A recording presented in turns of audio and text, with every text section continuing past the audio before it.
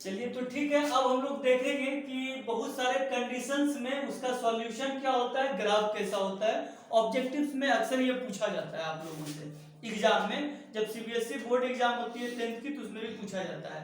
तो जहां भी है, आई होप कि आप लोग अपने घरों में सुरक्षित बैठे होंगे। आज ही अभी हमारे नीतीश चाचा जी की घोषणा हुई कि 15 डेज के लिए लॉकडाउन है, तो आप लोग घर में बैठिए और वीडियो को आराम से समझ करके कॉपी पेन लेके जरूर बैठिएगा, तो आपको कभी भी टीचर की कमी नहीं खलेगी। आप लोग देख के आराम से सारा सवाल को आराम से बना सकते हैं। तो चलिए हम लोग बात करेंगे कि कैसे हम लोग समझेंगे कि किस सवाल का हमारा सॉल्यूशन यूनिक होगा, नो सॉल्यूशन होगा, मतलब कोई भी सॉल्यूशन नहीं होगा, या मेनी सॉल्यूशन होगा, या किस ग्राफ, किस क्वेश्चन में हमारा ग्राफ जो है किस सवाल का इंटरसेक्टिंग होगा, पैरेलल होगा या कोइंसाइड होगा। तो अब हम लोग बात करते हैं। तो सबसे पहले ये आगे जानने से पहले ये जानना जरूरी है हम लोगों के लिए क्या, कि हम लोग का जो दो इक्वेशन दिया रहेगा 2x + 3y - 5 0 और डैश देके थोड़ा सा ताम झाम के साथ उसको इक्वेशन 1 बोल देते हैं, और 3x - 4y = 6 है और थोड़ा सा डैश देके इसको 2 लिख देंगे, ये इक्वेशन 2 लिखने का स्टाइल है।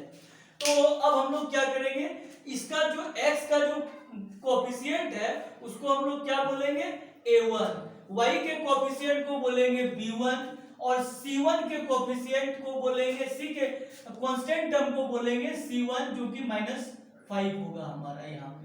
ठीक है, साइन के साथ बोलना है। अब आ जाइए, दूसरा इक्वेशन है, तो दूसरा इक्वेशन में x के कोफिशिएंट को बोलेंगे क्या, a2 बोलेंगे, y के कोफिशिएंट को क्या बोलेंगे, b2 बोलेंगे, साइन के साथ -4। और यहाँ मैंने जानबूझ के ऐसा एग्जांपल दिया कि लड़का जो है फ्लो में जोश में होश गवा देता है क्या, कि अगर पूछो कि C2 का यहाँ पर वैल्यू क्या है तो बोल देगा 6, जो कि गलत है।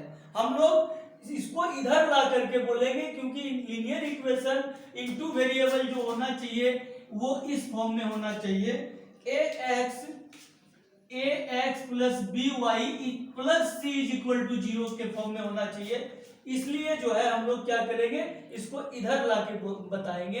दैट मींस C2 का वैल्यू क्या हो जाएगा, -6, क्योंकि ये प्लस इधर आएगा तो क्या हो जाएगा, -6 हो जाएगा। तो अब कंडीशन आ जाइए, दोनों का हम a1 और a2 का पेयर का फ्रैक्शन निकालेंगे, फिर b1/b2 निकालेंगे। अगर दोनों का फ्रैक्शन अनइक्वल हुआ, that means a1/a2 not equal to b1/b2, तो उसका क्या होगा, यूनिक सॉल्यूशन होगा। और ग्राफ कैसे बनेगा, जब हम लोग ग्राफ बनाएंगे, अभी बेसिकली ऐसे समझाने के लिए बता रहा हूं, उसका ग्राफ का जो दो लाइन है आपस में कहीं ना कहीं कट करेगा, इसीलिए उसको बोलते हैं इंटरसेक्टिंग।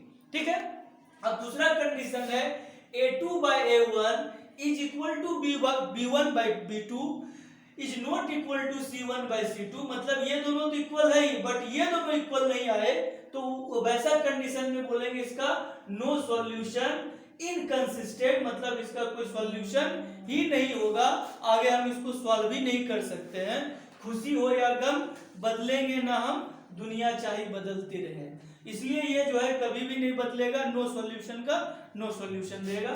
इसका ग्राफ जो बनेगा, मान लेते हैं ये x एक्सिस है, ये y एक्सिस, ये ओरिजिन, तो इसका जो दो लाइन होगा, किसी भी तरह दोनों लाइन आपस में क्या होगा, पैरेलल हो जाएगा। इस तरह से दोनों काटेगा ही नहीं, दोनों जो है, दोनों में आपस में 36 का आंकड़ा होगा, दोनों में मतभेद होगा, दोनों में नफरत सी बात रहेगी, तभी तो नहीं मिलेगा, पैरेलल होगा ये ग्राफ। ठीक है, अब उसके बाद तीसरा कंडीशन पे आते हैं, जब a1/a2 = b1/b2 = c1/c2 तीनों इक्वल हो, तो उसका मेनी सॉल्यूशन, इनफिनाइट सॉल्यूशन होगा, ग्राफ कोइंसाइड होगा। दैट मींस इसका जो ग्राफ होगा वो दोनों एक दूसरे पर ही अटैच रहेगा, एक दूसरे पर ही मिला हुआ रहेगा, ऐसे, इसी को बोलेंगे कोइंसाइड। तो हमेशा याद रखना, मैं याद करने के लिए बताता हूं कि जब दोनों अनइक्वल हो तो यूनिक, और दोनों अनइक्वल हो फर्स्ट का तो यूनिक, और फर्स्ट वाला इक्वल हो, लास्ट वाला अनइक्वल हो तो नो सॉल्यूशन, और तीनों इक्वल हो तो मेनी सॉल्यूशन, और इसका ग्राफ रहेगा कोइंसाइड। और इसका ग्राफ रहेगा पैरेलल और इसका इंटरसेक्टिंग। ओके